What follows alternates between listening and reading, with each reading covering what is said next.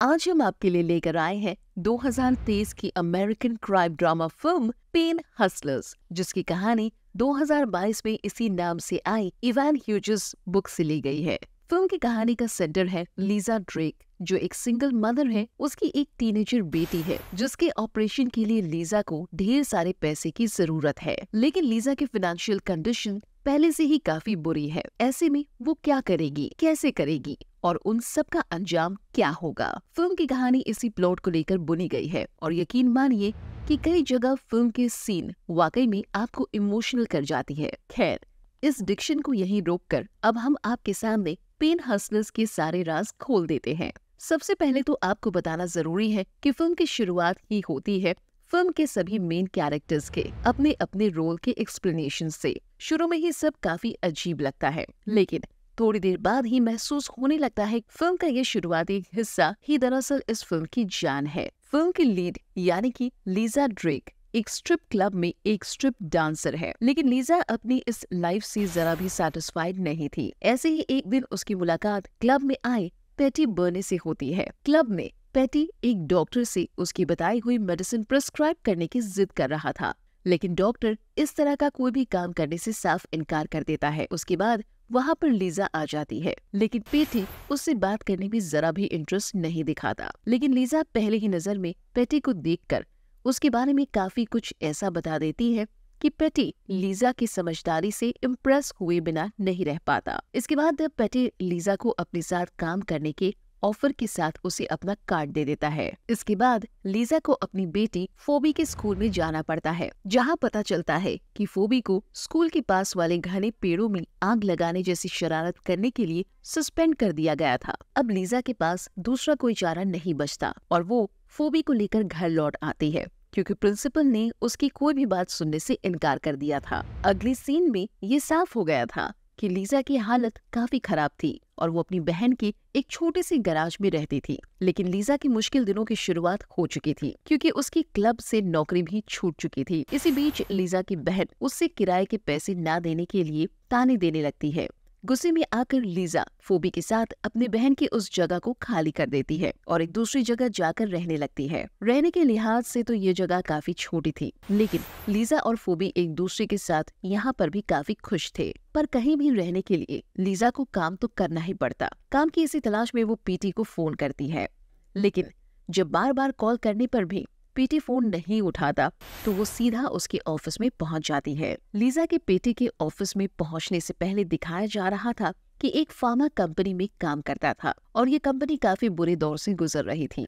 ना तो कोई इस कंपनी में पैसे लगाने के लिए तैयार था और ना ही इस कंपनी की सबसे अहम मेडिसिन, जो कि कैंसर पेशेंट के दर्द को कम करने के लिए बनाई गई थी, उसकी सेल हो पा रही थी। यहाँ तक कि कंपनी के पास अपने एम्प्लॉयज की सैलरी देने तक के लिए भी पैसे नहीं थे। इसीलिए ऑफिस में सिर्फ गिनती के ही लोग नजर आ रहे थे। ऐसे में जैसे ही पीटी लीजा को देखता है तो वो तुरंत ही उसे नौकरी पर रख लेता है। यहाँ तक कि वो लीजा का रिज्यूमे भी कंपनी की रिक्वायरमेंट्स के मुताबिक बदल देता है, क्योंकि लीजा तो सिर्फ 10th पास थी।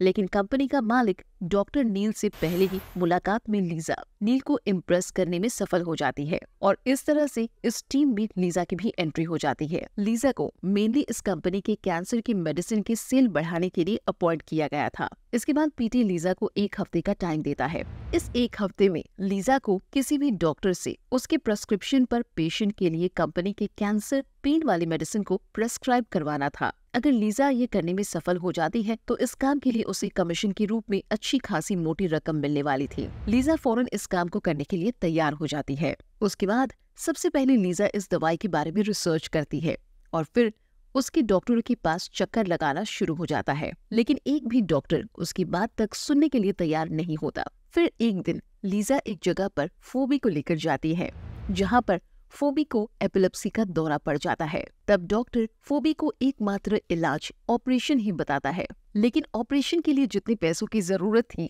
लीजा के पास उतने पैसे नहीं थे। तब लीजा अपने लिए कोई ढंग की नौकरी का इंतजाम करने के लिए टेम्पररी तौर पर फोबी को उसके डैड के पास छोड़ने का फैसला कर लेती है, क्योंकि अब वो अपनी बेटी को 1 सेकंड के लिए भी अकेला नहीं रहने देना चाहती। हालांकि फोबी को अपने डैड के पास रुकने का जरा भी मन नहीं था, क्योंकि उसके डैड की दूसरी बीवी और वो दोनों एक दूसरे को जरा भी पसंद नहीं करते थे। लेकिन लीजा की भी अपनी मजबूरी थी। लेकिन पीटी धमकी देकर लीजा को शहर से बाहर निकलने से रोक लेता है, क्योंकि कंपनी के साथ हुए कॉन्ट्रैक्ट के मुताबिक लीजा पूरे 7 दिनों के लिए शहर से बाहर नहीं जा सकती थी। इसके बाद लीजा रास्ते में ही रुककर सोचने लगती है और फिर वो डॉक्टर जेम्स के पास से अपना सामान लेने के लिए उसके क्लिनिक पर पहुंच जाती है, जहां वो डॉक्टर और उसके एक पेशेंट मैक की बात सुन लेती है। दरअसल मैक को कैंसर था, जिस वजह से वो अपने दांतों के दर्द से बहुत परेशान रहता था। तब डॉक्टर मैक से उसकी दवाइयों को बदलने की बात करता है। तब लीजा डॉक्टर से कहती है कि उसे कम से कम एक बार तो मैक को उन लोगों की दवाइयों को देकर उसका असर देखना ही चाहिए। लीजा और डॉक्टर जेम्स की बात मैक की बीवी सुन लेती है और आखिर में मैक और उसकी वाइफ के जोर देने पर डॉक्टर लीजा के कैंसर वाली दवाई लिख कर देता है। यानी कि अब लीजा ने पहला पड़ाव पार कर लिया था। इसके बाद वो सीधा वहां से ऑफिस पहुंच जाती है, जहां पर सभी लोग कंपनी की परफॉर्मेंस से पूरी तरह से निराश हो चुके थे। लेकिन जैसे ही लीजा उन लोगों को ये गुड न्यूज सुनाती है तो सभी लोग खुशी के मारे उसे घेर कर खड़े हो जाते हैं। अब वक्त था उनकी इस दवाई को ज्यादा से ज्यादा लोगों तक पहुंचाने की। इसके लिए लीजा डॉक्टर जेम्स के साथ एक स्पीकर प्रोग्राम रखने का प्लान बनाती है, लेकिन स्पीकर प्रोग्राम के खर्च को देखते हुए उसे ऑफिस से इसकी परमिशन नहीं मिलती और यहीं पर लीजा को उसके कमीशन का $80,000 का पहला चेक मिलता है। लीजा इस सफलता से इतनी ज्यादा एक्साइटेड थी कि अब वो पीटी के साथ मिलकर खुद अपने दम पर स्पीकर प्रोग्राम रख देती है। लेकिन इस प्रोग्राम में ज्यादा लोग नहीं आते, यहाँ तक कि डॉक्टर जेम्स भी काफी देर से पहुँचता है। पर जैसे ही वो हॉल में गिने चुने लोगों को देखता है तो उसका मूड खराब हो जाता है। लेकिन इस हाल में भी वो लीजा को बता देता है कि उन लोगों की दवाई लेने के बाद मैक को काफी आराम मिला था। इसके बाद तो लीजा डॉक्टर को अपनी बातों में ऐसा फंसाती है कि वो पूरी तरह से उसके कहे मुताबिक चलने को तैयार हो जाता है। इसके बाद दिखाते हैं कि पीट लीजा को सोने का एक ब्रेसलेट गिफ्ट करता है और साथ ही उसके सामने अपने प्यार का इजहार भी कर देता है। लेकिन लीजा का ध्यान अभी इन सब बातों की तरफ नहीं, क्योंकि उसे तो अपनी जिंदगी में आगे बढ़ना था और खूब सारे पैसे कमाने थे। हाँ, अपनी जिंदगी की पूरी तरह से बदल जाने के कारण लीजा पीटी का एहसान जरूर मानती है। अगले दिन लीजा अपनी बहन के उसी गैराज में पहुंच जाती है जहां वो पहले रहा करती थी और जिस जगह पर उसकी माँ अभी भी रह रही थी। लेकिन अब लीजा का हुलिया पूरी तरह से बदल चुका था। वो अपनी बहन को रेंट के सारे पैसे चुका देती है और अपनी माँ को नई चमचमाती गाड़ी भी गिफ्ट कर देती है।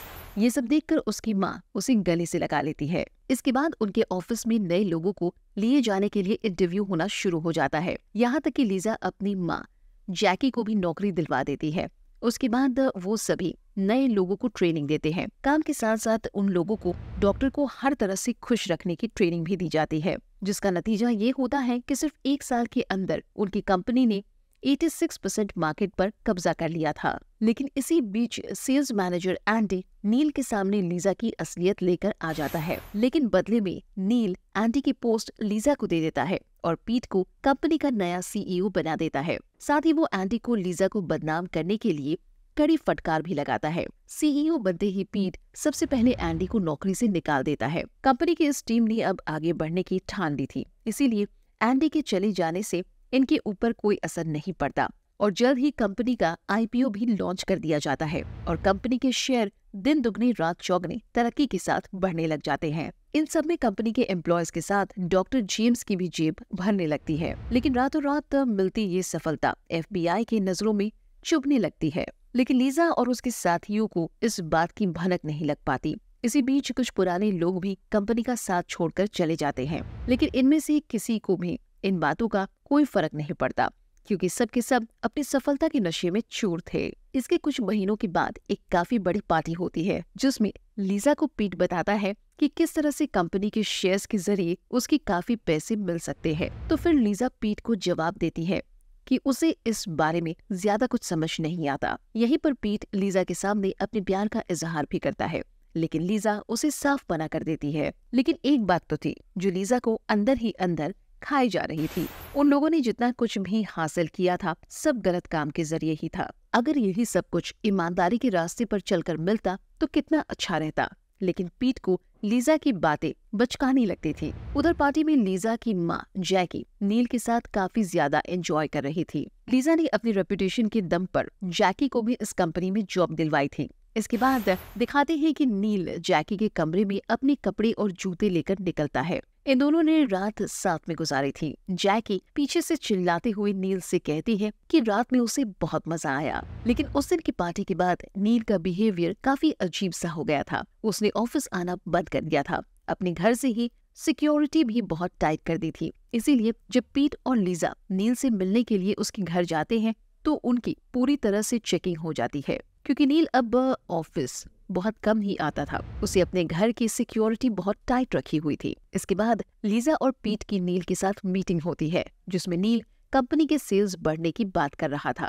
वो कहता है कि हमें डॉक्टर्स को अपनी दवाइयों को दूसरी बीमारियों के लिए भी प्रिस्क्राइब करने को कहना चाहिए, लेकिन लीजा को ये सही नहीं लग रहा था। उसका मानना था कि ऐसा करने से वो लोग FBI की नजर में आ सकते हैं, लेकिन वहाँ पर लीजा की दलीलों में किसी को भी इंटरेस्ट नहीं थी। उल्टा नील लीजा से उसकी माँ के तमाम तरह के गिफ्ट भेजे जाने की शिकायत करता है, क्योंकि उसे ये सब बिल्कुल भी पसंद नहीं था। इसके बाद घर आकर इसी बात को लेकर लीजा और जैकी के बीच काफी तीखी बहस हो जाती है, जिसके बाद जैकी गुस्से में आकर वहाँ से चली जाती है। इसके बाद लीजा डॉक्टर जेम्स के पास जाकर उनसे दूसरी बीमारियों के लिए भी पेशेंट्स को उन लोगों की दवाइयाँ रेकमेंड करने के लिए कहती है। डॉक्टर जेम्स को इस बात से कोई प्रॉब्लम नहीं थी, बस उसे अपना कमीशन ज्यादा चाहिए था, जिसके लिए लीजा भी तैयार हो जाती है, पर वो इस बात से ज्यादा खुश नहीं थी। इधर फ्योबी की तबीयत ज्यादा खराब रहने लगती है और 2 हफ्ते के अंदर उसका ऑपरेशन करवाना जरूरी हो गया था, लेकिन ऑपरेशन के लिए लीजा के पास पैसे नहीं थे।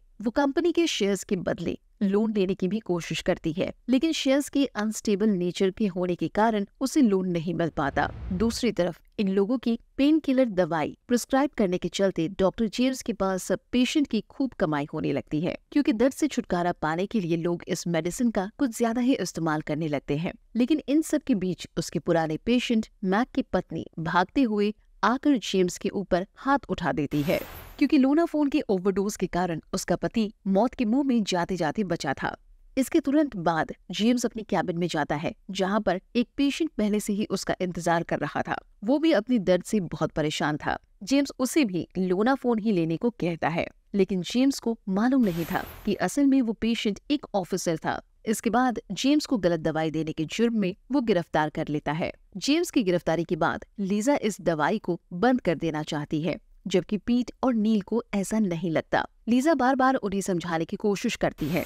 उनकी दवाई के कारण लोगों को अपनी जान गंवानी पड़ रही है, लेकिन पीट और नील पर उसकी कोई भी बात असर नहीं कर रही थी। फिर पीट के वहाँ से चले जाने के बाद लीजा नील से अपनी बेटी की ऑपरेशन के लिए मदद मांगती है, लेकिन नील को तो अपने अलावा और किसी की परवाह ही नहीं होती। वो लीजा से और मेहनत करने के लिए कहता है। लीजा को नील की तरफ से ऐसे रिस्पॉन्स की जरा भी उम्मीद नहीं थी, इसीलिए वो काफी दुखी होकर लौट जाती है और घर आकर इंटरनेट के जरिए कैंसर से मरने वाले लोगों की लिस्ट देखती है। और जब इस लिस्ट में उसे अपने पुराने पड़ोसी टॉम का नाम भी नजर आता है, लीजा अपना दुख जताने के लिए टॉम के घर पहुंच जाती है, लेकिन टॉम की पत्नी उससे सीधा मुंह बात तक नहीं करती और उसके मुंह पर दरवाजा बंद कर देती है। लीजा को उसका गुनाह अब अंदर ही अंदर खाने लगता है, लेकिन आखिर में उससे रहा नहीं जाता और FBI के सामने जाकर अपने सारे गुनाह कबूल कर लेती है। लेकिन इस सारे गलत काम के भांडाफोड़ करने के लिए FBI को और ज्यादा सबूत चाहिए थे, जो कि सबसे मुश्किल काम था। लेकिन नील तो कोई भी सबूत छोड़ता ही नहीं था। यहाँ तक कि जब भी वो किसी पेपर पर कुछ लिखकर पीट को देता था तो पीट सबको दिखाकर उससे फाड़कर फेंक देता था। लेकिन ऑफिसर को सबूत तो चाहिए था, लेकिन लीजा ये सब करती तो कैसे? इसके लिए लीजा ने पीट को झांसे में लेते हुए नील के हाथों से एक नोट वहीं लिखवा कर लिया था और उसे पीट की जैकेट की जेब से चुरा कर जाने भी लगी थी। लेकिन तब पीट को उसके ऊपर शक हो गया और तब लीजा को उसे सारी सच्चाई बतानी ही पड़ी। उसके बाद पीट लीजा को काफी बुरा भला कहता है और वहाँ से चला जाता है, जिसमें वो उसे उन दिनों की भी याद दिलाता है जब लीजा के पास खाने के लिए पैसे नहीं होते थे। लेकिन लीजा को इस वक्त उन सारे कैंसर पेशेंट्स की तकलीफ ही नजर आ रही थी। अब नील को अपने सर के ऊपर FBI की तलवार लटकते हुए नजर आने लगी थी, इसीलिए सबसे पहले वो अपने आप को सेव करने में लगा हुआ था। उसका वकील पीट को इस बात के लिए तैयार करने लगता है कि वो सारा का सारा इल्जाम अपने नाम पर ले ले। उधर कंपनी का एक पुराना एम्प्लॉय एरिक भी निक के वकील के कहने पर नील के पक्ष में ही बयान दे देता है। उधर लीजा अपनी बेटी का ऑपरेशन करवाने में सफल हो जाती है, लेकिन इन सब के बीच नील को क्लीन चिट मिल जाती है। लेकिन लीजा ने अभी भी हार नहीं मानी थी। इसीलिए जब एक दिन जैकी फ्यूबी की तबीयत जानने के लिए उससे मिलने पहुंचती है, लीजा अपनी माँ की मदद से नील का मेल आईडी क्रैक कर लेती है। उसके बाद उसको नील के खिलाफ सारे सबूत मिल जाते हैं, क्योंकि FBI को तो सिर्फ एक सीरा चाहिए था, जबकि नील के कोई भी सबूत ना छोड़ने के कारण कोई उसके ऊपर हाथ नहीं डाल पा रहा था। लेकिन चूंकि जैकी ने मेल के जरिए नील से अपनी कमीशन के जरिए बात की थी और नील ने उसका जवाब भी दिया था, इसीलिए FBI के लिए आगे का काम काफी आसान हो गया और बस अगले ही दिन नील को भी पकड़ लिया जाता है। इसके बाद कोर्ट में ट्रायल शुरू की जाती है, जिसमें जेम्स को 3 साल की सजा सुनाई जाती है, एरिक को 16 महीने की, पीट को 36 महीने की और डॉक्टर नील को 6 साल की सजा सुनाई जाती है। हालांकि लीजा के लॉयर उसे बचाने की काफी कोशिश करते हैं, लेकिन कोर्ट उन लोगों की मौत को अनदेखा नहीं कर सकती, जिनके मरने में कहीं न कहीं लीजा का भी लालच शामिल था। इसीलिए रहम दिखाते हुए लीजा को भी 2 साल के लिए जेल जाना पड़ता है। जेल की सजा काटकर आने के बाद लीजा ने खुद का स्किन केयर प्रोडक्ट का काम शुरू कर दिया था, जिसमें उसके साथ उसकी कंपनी की सारी औरतों की टीम शामिल थी। लेकिन अपने देखे हुए सपने के कारण लोगों की मौत हो जाने की बात वो अब तक नहीं भूली। फिल्म के आखिर में बताया जाता है कि असल में ये फिल्म एक सच्ची घटना पर बनाई गई है और इसी के साथ ये फिल्म यहीं पर समाप्त हो जाती है।